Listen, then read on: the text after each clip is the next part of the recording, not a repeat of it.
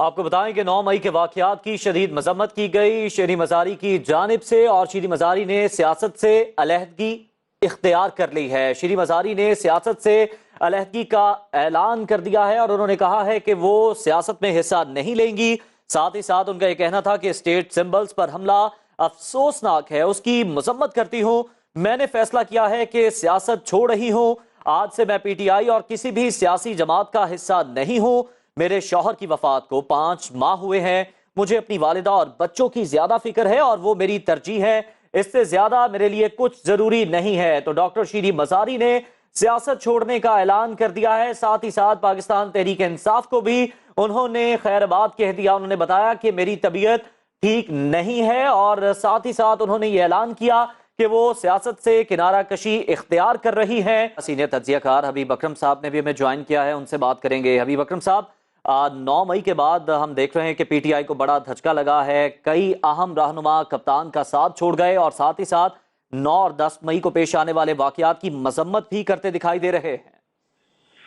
देखिए, जहां तक 9 मई के वाकयात हैं वो तो बिल्कुल काबिल मजम्मत हैं, इसमें तो कोई शक नहीं है। और मेरा ख्याल है कि पाकिस्तान तहरीक इंसाफ का कोई कारकुन हो या रुकन हो, रुकन कौमी असम्बली हो, सूबाई असम्बली हो, या हत्ता कि उसके चेयरमैन भी हो, ये सब लोग इनको इसकी मजम्मत करनी चाहिए, क्योंकि वाकया ही इतना बड़ा और इतना इतना नाखुशगवार था। दूसरी बात है कि जहां तक पार्टी छोड़ने का ताल्लुक है, तो इसमें देखिए पाकिस्तान की एक तारीख है और पाकिस्तान में हमेशा पार्टियों के बनने, बिगड़ने, टूटने और जुड़ने के लिए एक खास माहौल दरकार होता है।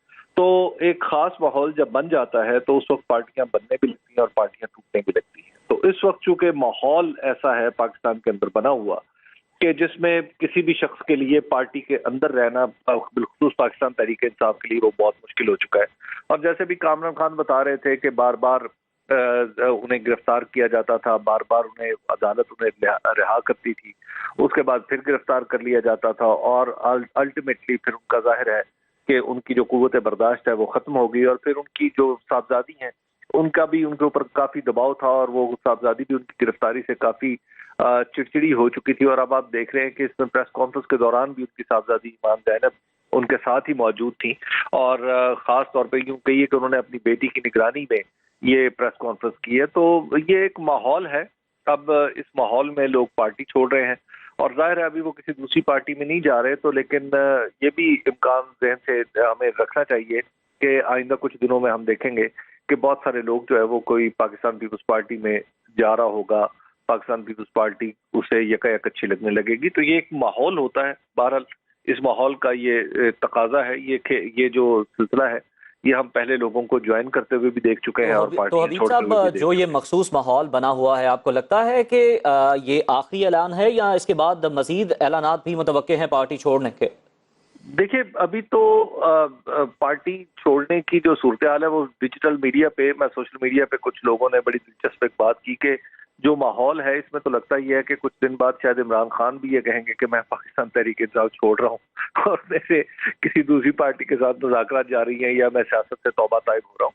तो देखिए, ये एक माहौल है, तो इस माहौल में आप कुछ भी तवक्को कर सकते हैं। बहुत सारे लोग अभी पार्टियां छोड़ेंगे। आपने इसका पहला मुजाहरा कश्मीर में देखा था कि कश्मीर में यकायक पूरी पार्टी जो है वो कहीं से कहीं चली गई थी और उसके बाद फिर अब बड़े जो लोग स्टालवार्ट्स थे, जो मतलब शीरी मज़ारी, आप देखिए कि इनको बाकायदा तौर पर मिनिस्टर बनाया गया था और मिनिस्टर बनने के बाद जैसे ही उनके ऊपर जो कोई इब्तला आई तो इब्तला में छोड़ने वालों में ये भी शामिल हो गई।